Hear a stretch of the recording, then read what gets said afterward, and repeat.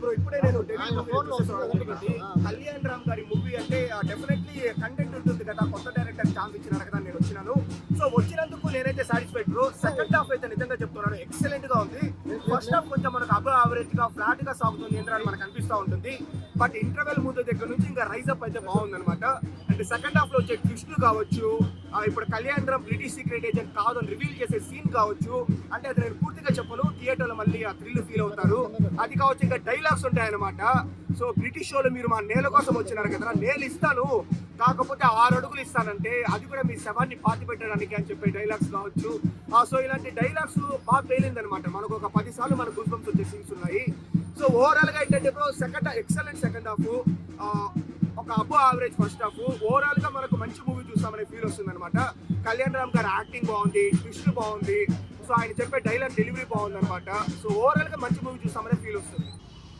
Cinema ఎలా ఉంది భయ్యా? డెవిల్ సినిమా నిజంగా చాలా బాగుంది భయ్య. హీరోయిన్ యాక్టింగే కానీ హీరో యాక్టింగ్ కానీ మరొక ఇటు అయితే పడిపోయింది భయ్య హీరోకి. నిజంగా చాలా అంటే చాలా బాగుంది. ప్రతి ఒక్కరు చూడాల్సిన సినిమా భయ్య ఇది. నిజంగా నేను ఫస్ట్ కూర్చున్నప్పుడు ఒక 2 నిమిషాల దాకా ఇదేంటి అంతా బ్లాక్ అండ్ వైట్లో చూపిస్తున్నారు, ఏంటి సినిమా ఏం అర్థం కావట్లేదు అనిపించింది. కొంచెం కొంచెం కొంచెం కొంచెం ఎక్కింది భయ్య. నిజంగా మామూలుగా కాదు భయ్య, ప్రతి ఒక్కరు చూడాల్సిన సినిమా 100%. ఎందుకంటే ఒక ఐటమ్ సాంగ్ ఒకటి ఉంది, నార్మల్ ప్రేమ్ సాంగ్ ఒకటి ఉంది. మన అసలు నిజంగా మన ఇండియా ఒక తెల్లవాళ్ళు ఆ రకంగా భయపెట్టారా అన్న ఒక మెసేజ్ అయితే దీంట్లో చూపించాడు భయ్య. నిజంగా కళ్యాణ్ రామ్ గారి యాక్టింగ్ ఎలా ఉంది? ఆయన యాక్టింగ్ అసలు చెప్పక్కర్లేదుగా, దీంట్లో కోతగా వచ్చాడు, మామూలుగా కాదు, ఇట్టు పడిపోయింది ఆయనకి మళ్ళీ కోతే. సంయుక్త మీనన్ యాక్టింగ్ చెప్పాగా భయ్యా, యాక్టింగ్ నిజంగా నందేవాటి ఇవ్వచ్చు భయ్యా.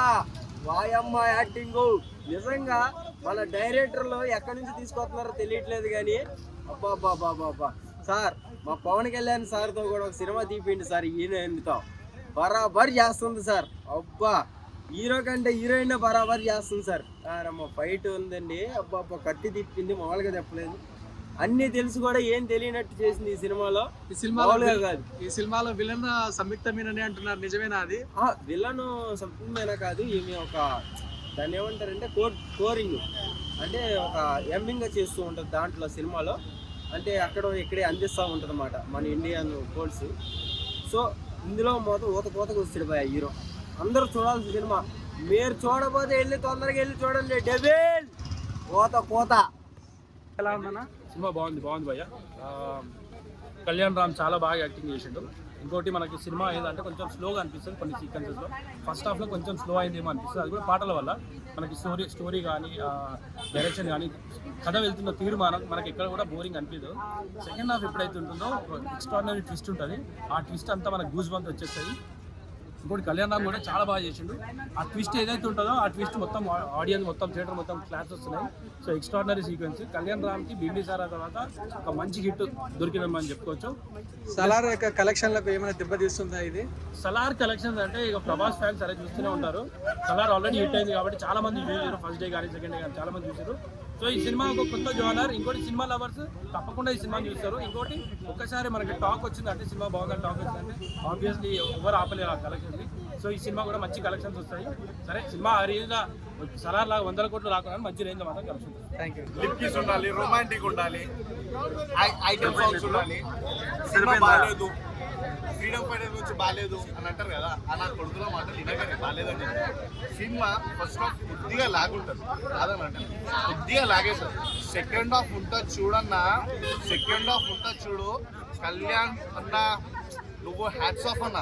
సినిమా స్టోరీ సెలెక్షన్స్ అయితే హైలైట్. ఒకప్పుడు ఫ్లాప్ ఉన్న హీరో అని చెప్పి ఇప్పుడు అన్ని హిట్స్ అయినా, నీతో పాటు కొత్త డైరెక్టర్లు కొత్త అందరికి అన్న నీ సెలెక్షన్స్ అయినా ఏదైనా ఎంతనైనా నందమూరి ఫ్యామిలీ అని చెప్పి చూపిస్తారన్న. యాక్టింగ్ ఎలా ఉంది తెలుసా అన్న, బ్లడ్ అంత బాగుందన్న. కళ్యాణ్ రామ్ అన్న యాక్టింగ్ ఇప్పుడు చూడలేదు, ఇంత బాగుంది. యాక్షన్ డెలివరీ, ఇంకా డైలాగ్ డెలివరీ పుట్టిందా ఇంట్లో అనిపిస్తుంది నాకైతే. అట్లా డైలాగ్ డెలివరీ ఉంటుంది ఒక్కొక్కటి. నాకైతే మైండ్ పోయింగ్ అన్న. సల్లారు అసలు సల్లారు వేరు, ఇది వేరు. ఆ మించి ఉంది, ఈ మించి ఉంది, దాని మించి ఉంది, దీని మించి ఉంది, అది వద్దు. మించింది ఉంది, మన మించింది ఉంది, అది వద్దు. ఇది డెవిలే.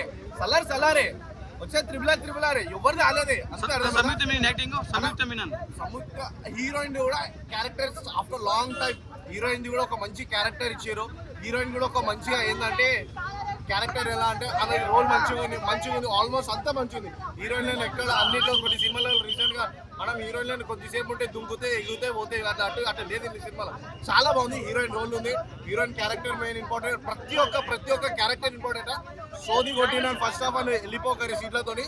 సెకండ్ హాఫ్ చూడరే మైండ్ అలా ఉంటుంది అలా. డెవిల్ బాగుందా మూవీ? డేవిల్ బాగుంది. సినిమా బాగుంది. హైలైట్ అంటే త్రివర్ణ ఎవరు అని తెలుసుకోవడానికి సినిమా గురించి బాగుంది. ఎలా ఉందన్న మూవీ? చాలా బాగుంది, పర్లేదు. ట్విస్ట్ ఏముంది అసలు? ఇష్ట అనేది త్రివర్ణ అనేది ఉంటుంది. బ్రిటిష్ సాయంలో వాడు ఎంట్రీ అయినాడు హీరో వాడు. దాని గురించి త్రివర్ణ కాపాడడానికి ప్రయత్నం చేస్తారు.